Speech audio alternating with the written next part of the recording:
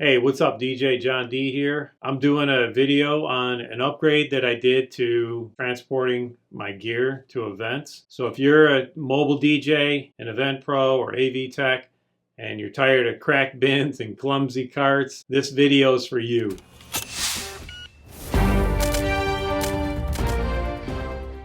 I recently upgraded from plastic bins to the ProX T-UTI Utility Trunk. And I bring this trunk to my events. I can store all my cables, my power, my XLR. I can store my mixer in there. I got backup mics. I got wheels with extension cords.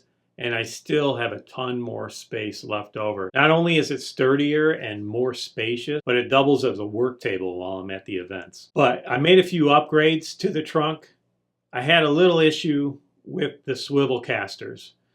They didn't roll very well on the grass, and they were also a challenge while I was going up and down my ramp to my van because they swivel. All four wheels swivel. So sometimes if I wasn't on a stable slab of concrete or I was tilted from one side to the other, going up, the wheels would kind of move toward gravity and rub against the side of the ramp and make me stop, or same thing coming down. Sometimes it wouldn't line up with the ramp and almost fell off the truck. So I upgraded my swivel casters to some all-terrain casters, but also two of them lock. So not all four of them swivel. I only have the two that I'm steering swivel, and the other two are fixed and in place.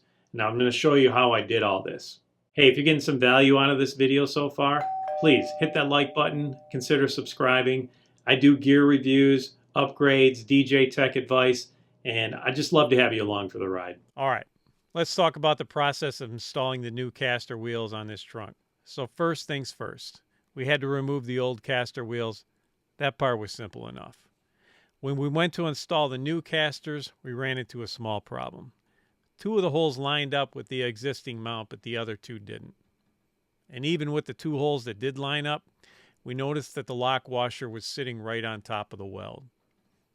This was an issue because the washer wasn't going to sit flat, and over time, that could cause the screw to come loose.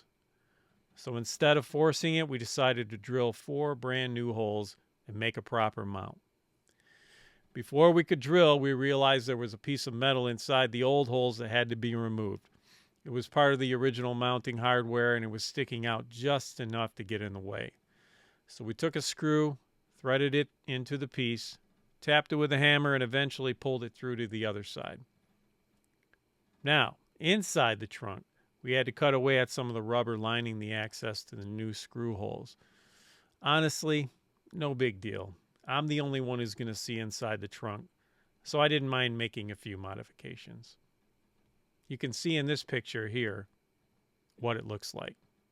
The screw heads are now visible inside the trunk, whereas before they were hidden, but again, not a big concern for me. When it came to drilling the new holes, we started small and worked our way up in size. I think we ended up using 4 different drill bits, starting with a pilot hole, then one size larger, then another, until we had the right diameter for the bolts. Once the holes were the right size, we put the bolts through, added a washer and a lock nut, and locked the casters firmly in place. All right, moment of truth. We got all the wheels on. It seems to be rolling pretty good. The first two are kind of locked in place. I usually steer from the rear anyway. I kind of do all my steering this way, but it does go up the cart a lot easier, or the ramp a lot easier, because now these wheels aren't moving around. So if I'm trying to come down the ramp, maybe the vehicle's on an angle or something, I'm still going to be lined up with the ramp and it won't move on me. The wheels I had before, these also moved, and sometimes like going up the ramp, it would kind of cut into the side of the ramp, or coming down, same thing. Just kind of depends on the angle of the concrete. But now, with them locked in place, I know I can get it up. It's not going to hit the sides of the ramp. Comes in the vehicle pretty easily. And I have to bend down to put the brake on, but it's not too hard. it kind of just pops right in place. The only thing about these brakes though, they still swivel. So it kind of moves a little bit. It doesn't actually lock the wheel in place. So see how the wheels are moving a little bit? So you can see how the wheels could move a little bit. So I'm just gonna have to do a second line of defense and kind of strap things in a little bit better. But having a lock that actually locks the swivel as well is a lot better. That's just not what these are though. So I just want to at least let you know that. Let's wheel it down.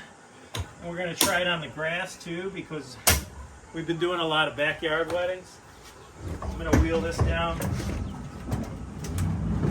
See how it's not moving on me? Before it would move into the side of the ramp and get stuck sometimes. So I can go straight down now. But the other reason I bought these is because they're all terrain, and I want to see how it goes across the grass now. Still feels like I'm on the concrete. It runs really nice across the grass here.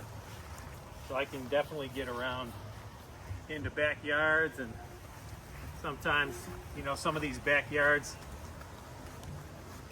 the ground is a little soft depending on the rain sometimes too. And so yeah, I think it's going to work really nice. And just like that, we got a solid, clean caster upgrade that's built to last. Hey, let me know in the comments what your DJ setup looks like, or if you've got some upgrades that I should check out. I'm DJ John D.